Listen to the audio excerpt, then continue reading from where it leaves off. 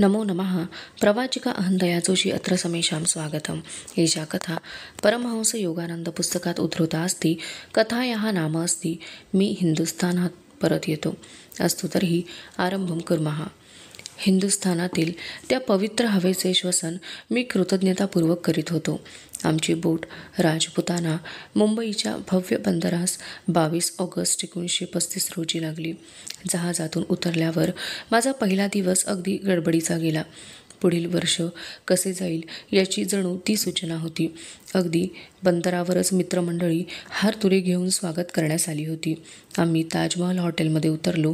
आमच्या प्रशस्त दालनात वृत्तपत्राचे बातमीदार व फोटोग्राफर यांची ही गर्दी झाली। मुंबई शहर हे मला नवीन होते। मला ते आधुनिक पद्धतीचे व उत्साहपूर्ण वातावरणाचे वाटले। पाश्चिमात्य जगातील पुष्कळ नवीन रीतिरिवाजांचे अनुकरण झालेले तेथे मला आढळून आले। प्रशस्त रस्त्यांच्या दोन्ही बाजूंनी उंच अशी माडाची झाडे, प्राचीन देवळांच्या जोडीने भव्य प्रासादतुल्य निवासस्थाने प्रेक्षकाचे मन आकर्षित करीत होती।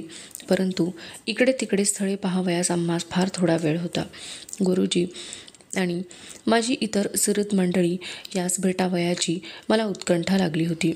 आमची फोर्ड गाडी बैगेज कार म्हणून बरोबर घेऊन आम्ही मंडळी घाईघाईने कलकत्त्याच्या दिशेने लवकरच प्रवास करू लागलो।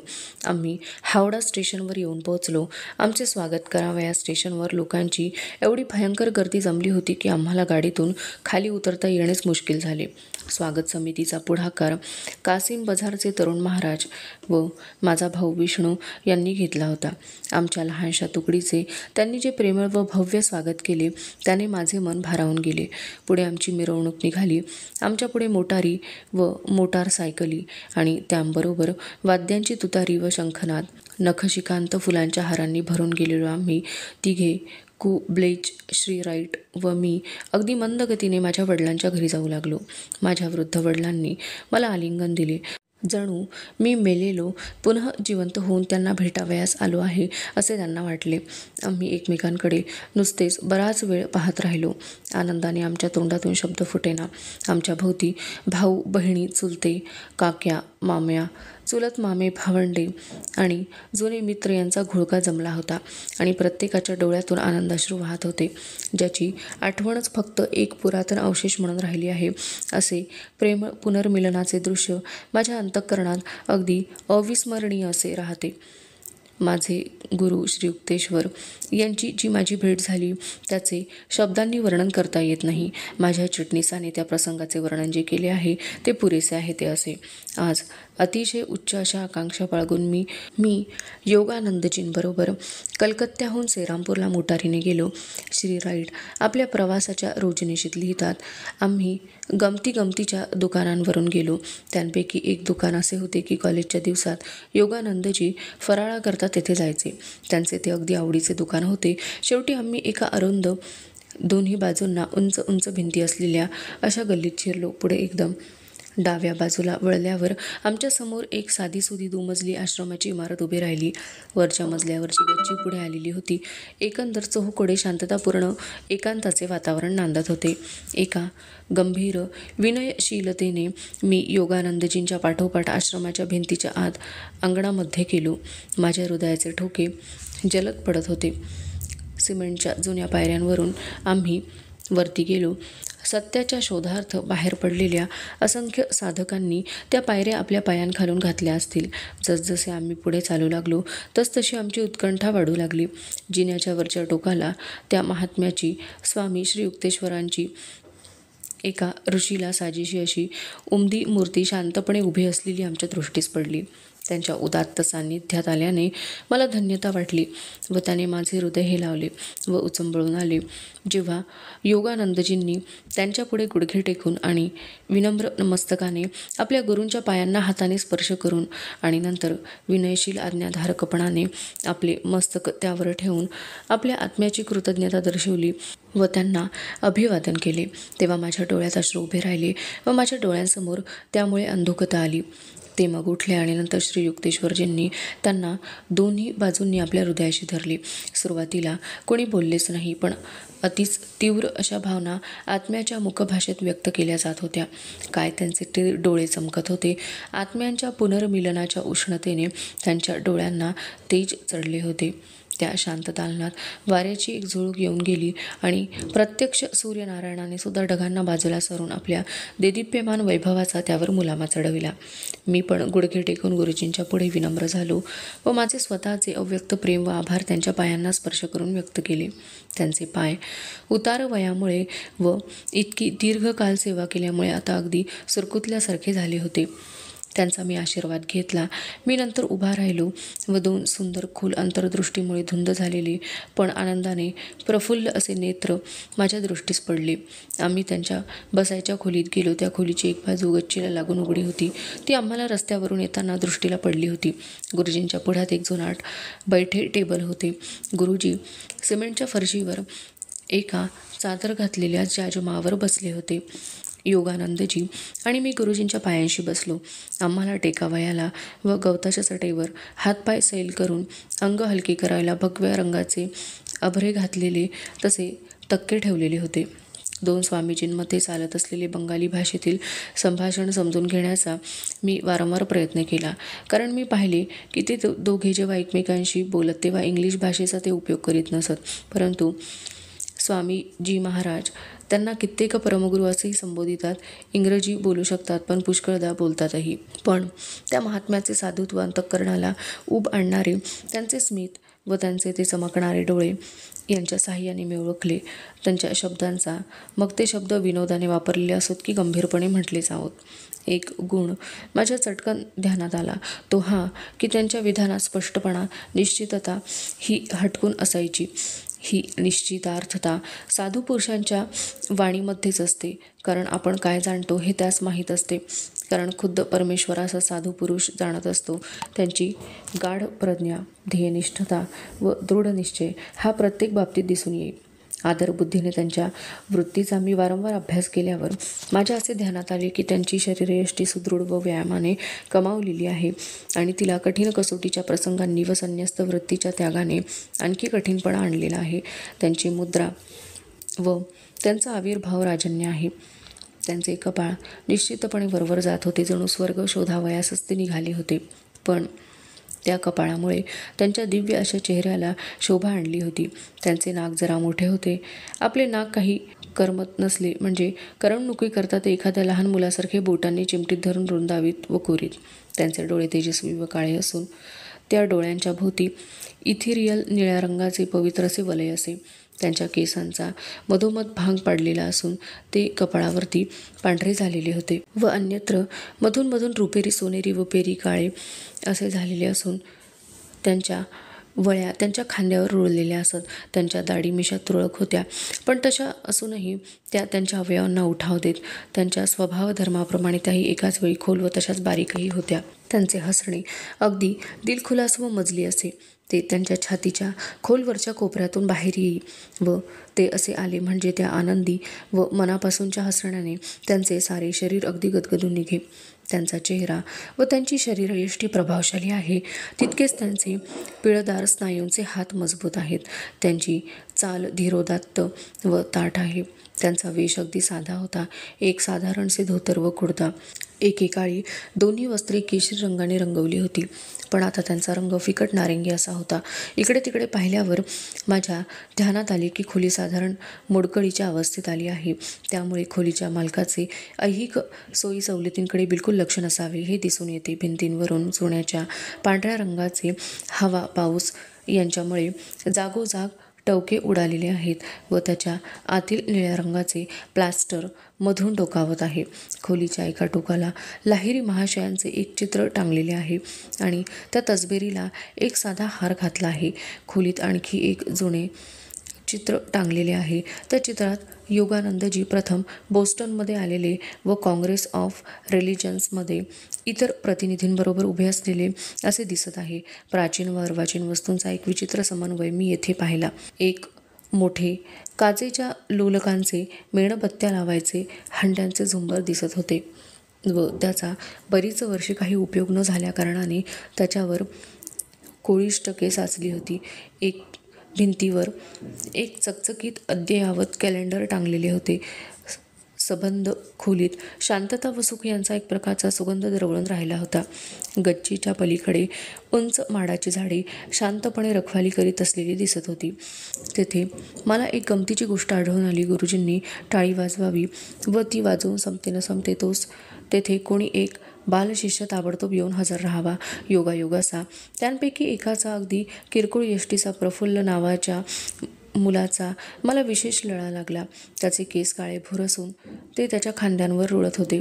त्याचे डोळेही काळेभोर असून त्याची दृष्टी भेदक होती आणि त्याच्या चेहऱ्यावरचे मृदू हास्य स्वर्गीय होते. त्याच्या ओठांच्या कडा जशा उघडल्या जातात तसे त्याचे डोळे संधिप्रकाशात प्रकाशणाऱ्या ताऱ्यांप्रमाणे व चंद्रकोरीप्रमाणे चमकू लागत. आपला शिष्य परत भेटावयास आला म्हणून स्वामी श्री युक्तेश्वरजींना अलोट आनंद झाला होता आणि त्यांना माझ्याबद्दलही शिष्याबद्दलही थोडीशी जिज्ञासा वाटली. परंतु महात्म्याच्या स्वभावाच्या तारतम्य बुद्धीच्या प्रादुर्भावाने भावनांच्या बाह्य आविष्काराला त्यांनी थोपवून धरले. योगानंदजींनी त्यांना काही भेटी दिल्या. जेव्हा शिष्य गुरुला परत भेटायला जातो तेव्हा गुरुला भेट देण्याचा प्रघात आहे. नंतर आम्ही जेवावयास बसलो. जेवण अगदी साधे पण चांगले शिजवलेले होते. सर्व पदार्थ शाकाहारी होते व त्यात भाताचे केलेले वेगवेगळे पदार्थ होते. मी हिंदी रिवाजांचा पद्धतींचा उदाहरणार्थ मी हातांनी जेवलो. पुष्कळसा अवलंब केला आहे हे पाहून त्यांना आनंद वाटल्यासारखा दिसला.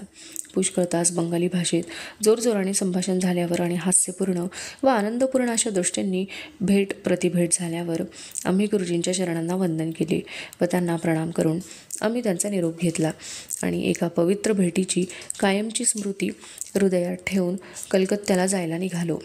जरी मी हे वर्णन मला गुरुजींबद्दल जे बाह्यतः काही वाटले त्याचे मुख्यत्वे करून करीत आहे, तरी त्यांच्या आध्यात्मिक वैभवाची मला सतत जाणीव होती. त्यांचे सामर्थ्य मला सतत भासत होते आणि तो अनुभव म्हणून मी सतत बाळगीत आहे. श्री युक्तेश्वरांकरिता मी अमेरिका, युरोप, पॅलेस्टाईनमधून भेटीदाखल कित्येक जिन्सा आणल्या होत्या. त्या त्यांनी स्मितपूर्वक स्वीकारल्या, पण त्याबद्दल ते काही बोलले नाहीत.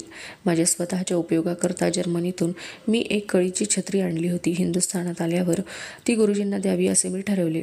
ही तुझी देणगी मला फार पसंत आहे.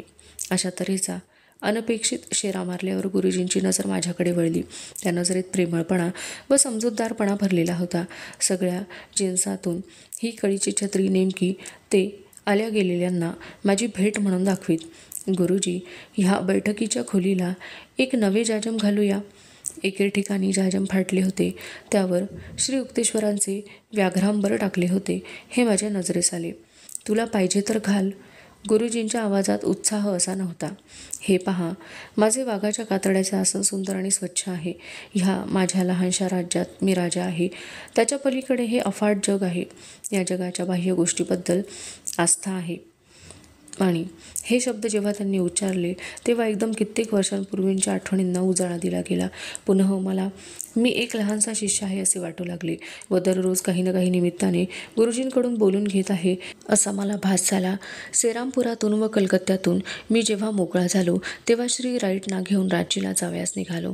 काय ते स्वागत तिथले, अगदी हृदयस्पर्शी स्वागत. माझ्या 15 वर्षांच्या गैरहजेरीत शाळेचा यशोध्वज ज्यांनी सतत उंच फडफडत ठेवला त्या निस्वार्थी शिक्षकांना आलिंगन देताना माझ्या डोळ्यात अश्रू उभे राहिले. वसतिगृहातील व दररोज बाहेरून येणाऱ्या विद्यार्थ्यांचे तजेलदार चेहरे आणि त्यांची प्रसन्न सुहास्य वदने पाहिल्यावर त्यांना शाळेत शिक्षण व योग साधना किती काळजीपूर्वक शिकवली जात होती याची मला पुरेपूर खात्री पडली. परंतु काय दुर्दैव, रांचीची संस्था फार बिकट अशा आर्थिक अडचणीत होती.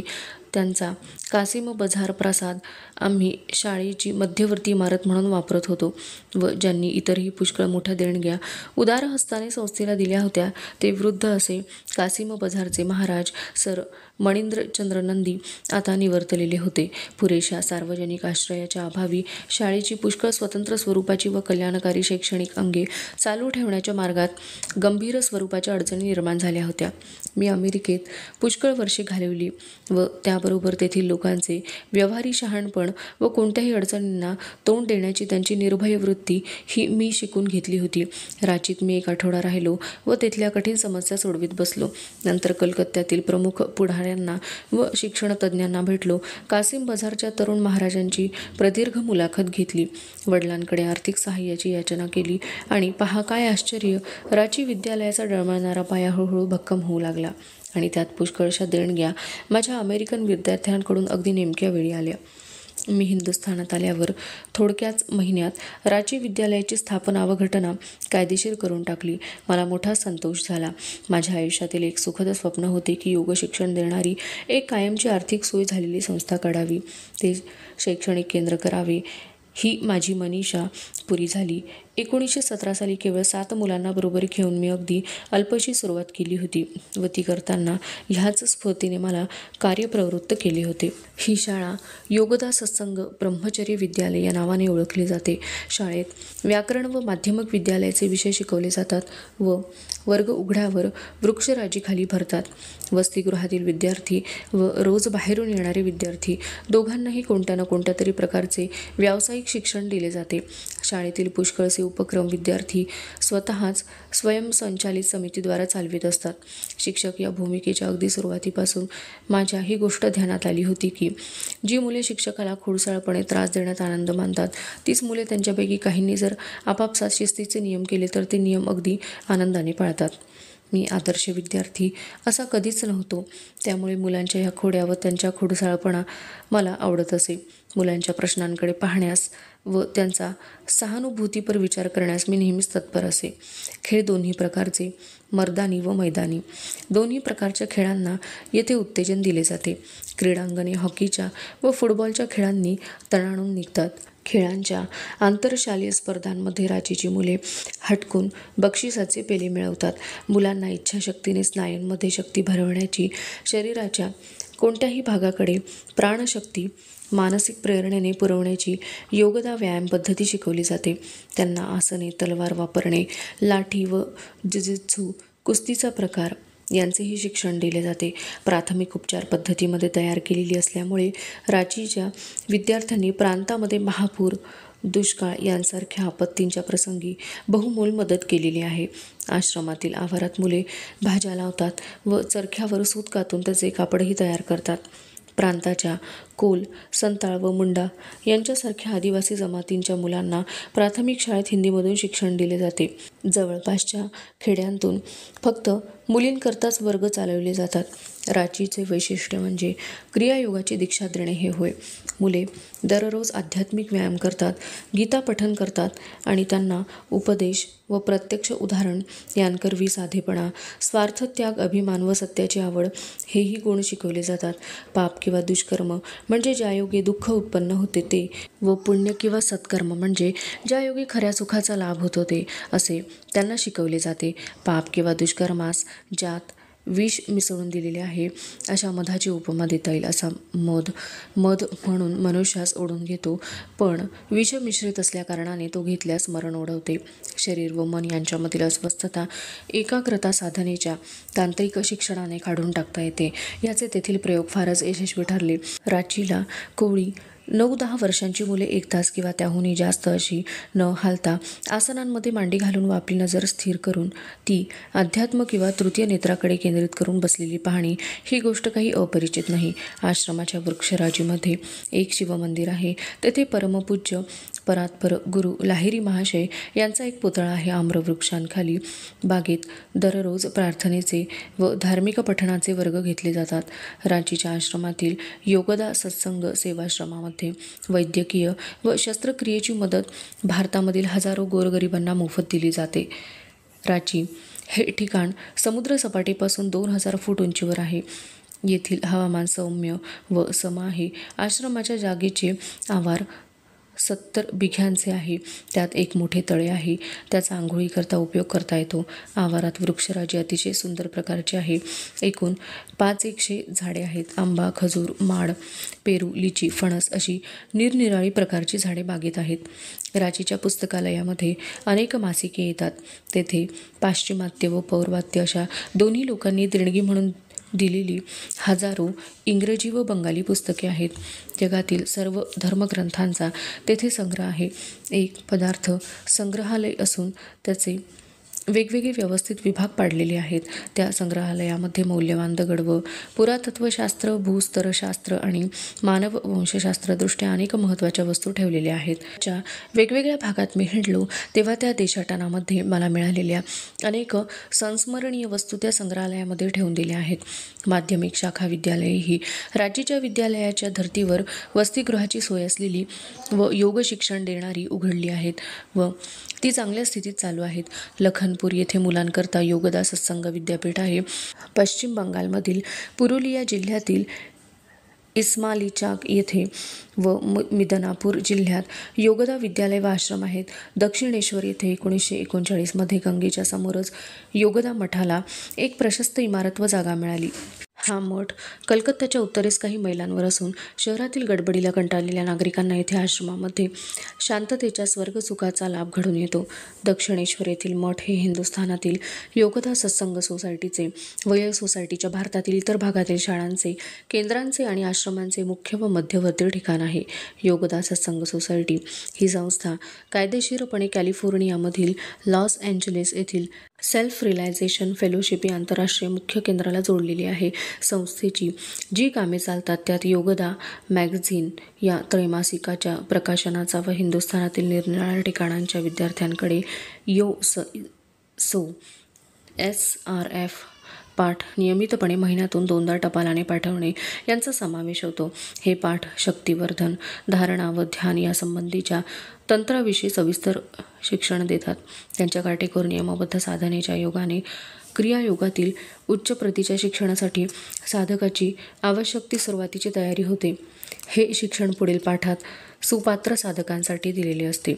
योगदाचे हे जे विविध शैक्षणिक, धार्मिक व मानवताविषयक कार्यक्रम आहेत त्याकरिता पुष्कळ शिक्षकांची व कार्यकर्त्यांची सेवा व निष्ठा यांची जरुरी आहे. मी त्यांची नावे येथे देत नाही कारण ती यादी बरीच मोठी आहे, पण माझ्या हृदयात त्यांच्यापैकी प्रत्येकासाठी एक विशिष्ट अशी उजळ जागा आहे. श्री राईट यांची रांचीच्या बऱ्याचशा विद्यार्थ्यांशी मैत्री जमली. त्यांनी धोतर वगैरे नेसून त्यांच्या सहवासात काही दिवस घालवले. माझे चिटणीस श्री राईट हे सर्व ठिकाणी हिंडले. मुंबई, रांची, कलकत्ता, श्रीरामपूर. त्यांना हुबेहूब समर्पक वर्णन करण्याची दैवी देणगी आहे. त्यांनी माझ्या प्रवासाची रोजनिशी लिहून ठेवली आहे. त्यात त्यांनी स्वतःचे असे काही अनुभव नमूद केले आहेत. एके दिवशी संध्याकाळी मी त्यांना प्रश्न केला, डिक, हिंदुस्थानाबद्दल तुमचे काय मत आहे?